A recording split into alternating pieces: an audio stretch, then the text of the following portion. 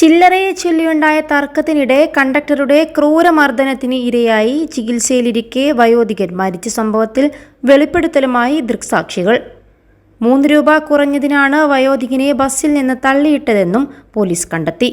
തള്ളിയിട്ട ശേഷവും കണ്ടക്ടർ വയോധികനെ ആശുപത്രിയിൽ കൊണ്ടുപോകാൻ തയ്യാറായില്ലെന്നും ബസ്സിൽ നിന്ന് ഇറങ്ങി വന്ന ശേഷം വീണ്ടും താഴേക്കിട്ടുവെന്നും ആ വീഴ്ചയിലാണ് ബോധം പോയതെന്നും ദൃക്സാക്ഷികളായ പ്രവീൺ, പുരുഷൻ എന്നിവർ പറഞ്ഞു. കണ്ടക്ടറുടേത് ക്രൂരമായ പ്രവർത്തനമായിരുന്നുവെന്നും ഇവർ പറഞ്ഞു. ഒന്നും പറ്റിയിട്ടില്ലല്ലോ എന്ന് പറഞ്ഞാണ് വീണ്ടും താഴേക്കിട്ടതെന്നും കല്ലിൽ ഇടിച്ചാണ് തലക്ക് ക്ഷതമേറ്റതെന്നും ദൃക്സാക്ഷിയായ പുരുഷൻ എന്നയാൾ പറഞ്ഞു. വീണു കിടക്കുന്നത് കണ്ട് പോയി നോക്കിയപ്പോഴാണ് തലയിൽ മുറിവേറ്റത് കണ്ടതെന്നും ഇക്കാര്യം കണ്ടക്ടറോട് പറഞ്ഞപ്പോൾ പൊക്കി നോക്കിയ ശേഷം ഒരു കുഴപ്പവുമില്ലല്ലോ എന്ന് പറഞ്ഞ് വീണ്ടും താഴേക്കിടുകയായിരുന്നുവെന്ന് ദൃക്സാക്ഷിയായ പ്രവീൺ പറഞ്ഞു. ഇതോടുകൂടിയാണ് ആളുടെ ബോധം പോയത്.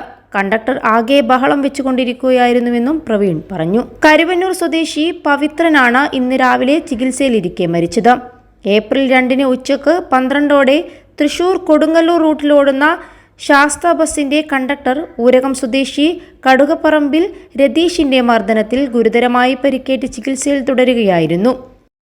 +2 ഡിഗ്രി കഴിഞ്ഞവർക്ക് വേൾഡ്സ് ഫസ്റ്റ് AR/VR ക്ലാസ് റൂമിലൂടെ സ്മാർട്ട് ഫോൺ എഞ്ചിനീയർ ആവാം. കൂടുതൽ അറിയാൻ വിളിക്കൂ ബ്രിഡ്കോ ആൻഡ് ബ്രിഡ്കോ.